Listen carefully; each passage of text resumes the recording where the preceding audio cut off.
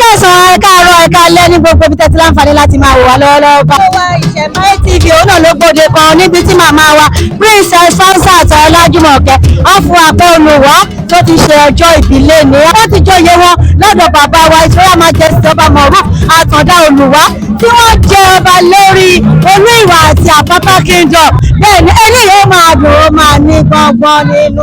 Ẹ wo orúkọ mi yí padà Adéọlá ni mo ń jẹ́ fàtẹ́ni bọ̀rọ̀ta tó bí mi lọ. a pọ̀ nílẹ̀ agbára lẹ́nu gbogbo àwọn akiri ọláìdé gold èmi tí lọ́jọ́ bí ẹ̀ ó tún ṣe àbẹ́ẹ̀dẹ̀ pẹ̀lú màmá wa pẹ̀lú olúwa tó sì ní ọ̀wọ́n gógó I give it to you my brother. Ẹ wo náà bára ká lọ ẹjọ́ ti ń kọ́lù nínú ẹ̀ ń gbọ́ níta a máa ṣe kí ni a máa jó àníjó pa à ń bọ̀ àti ìdè.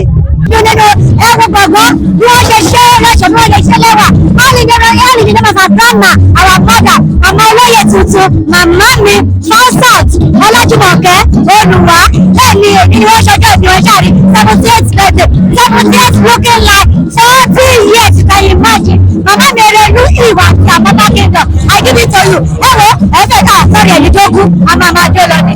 Ẹ wo ẹ bá kẹ́kọ̀ọ́ rántí sílẹ̀ bẹ́ẹ̀ ẹ jẹ́ kó wà bẹ́ẹ̀ yà kọ́ nígbà fún alájà Asisat Kúyẹ̀ ọ̀rẹ́ mi ni wọ́n aṣọ ọ̀pọ̀lọpọ̀ àmín nínú àlàáfíà ara àmín ẹ̀mí kúkú àmín àtújọ ìpẹ́pẹ́pẹ́ àmín àdẹ̀mọ́rí àmín àmín.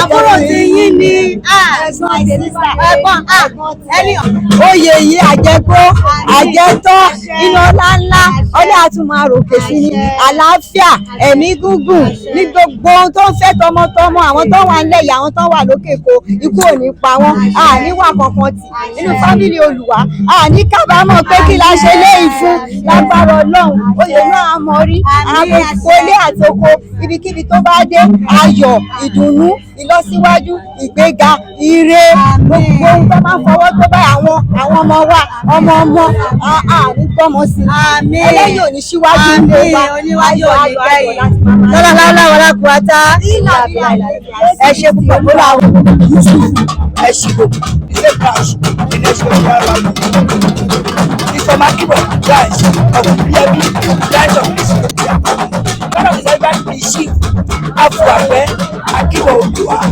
I wish her more prosperous years with some health and the protection of God.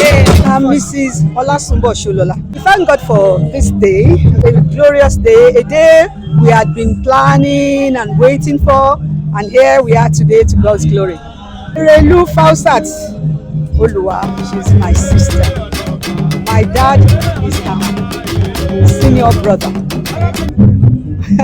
she's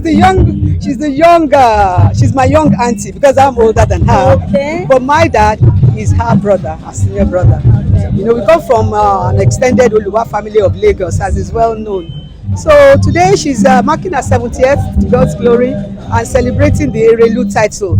She's the head of women in Oluwa family. She's well accepted and well loved, and I wish her all the very best as she takes this office. I pray that her tenure will bring glory and honor to the Oluwa family.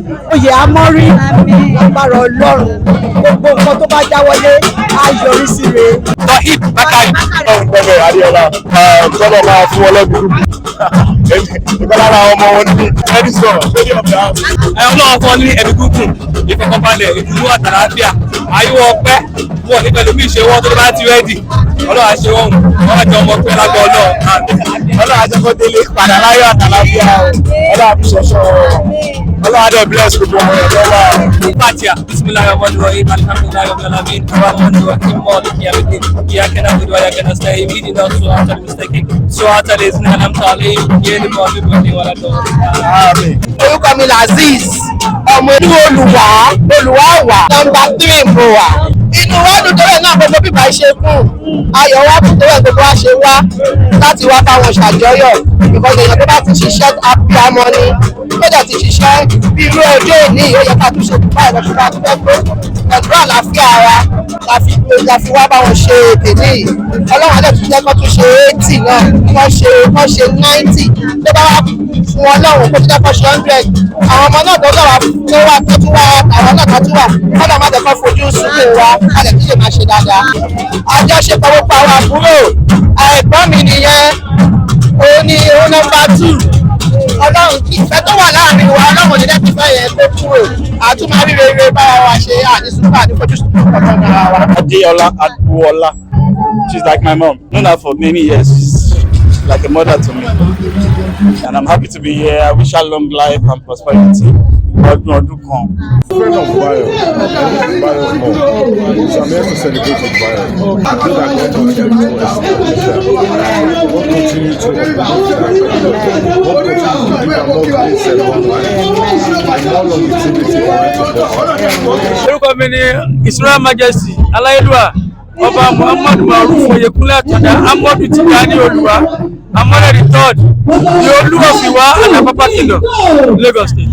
Mo dúpẹ́ lọ́wọ́ atọ́kùn Erelu Fausat Ọlájúmọ̀kẹ́ Olúwa olóje Erelu Iwa and Apapa and it's in Lagos State. The one Apapa starts from my Ajeromi Fellow local government up to Apapa local government and it ends at Amuwodo local government. So it covers about 3 local governments in Lagos State. So it's a massive local government.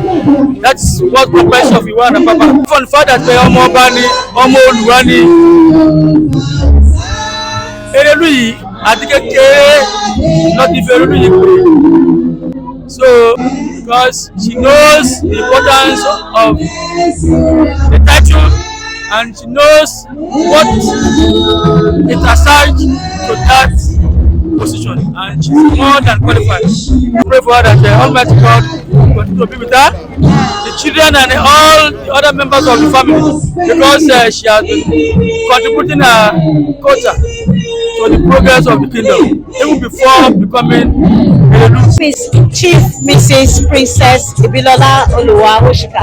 I'm the Iyalaje of Iwa and Apapa Kingdom. Ọmọ ẹlẹ́gbà mẹ́tàlá pàpà. A wà ní òkè ọ̀sà, a wà ní ẹ̀yìn ọ̀sà, a sì wà ní àárín ọ̀sà. Ọmọ asíwù lórí ẹrú.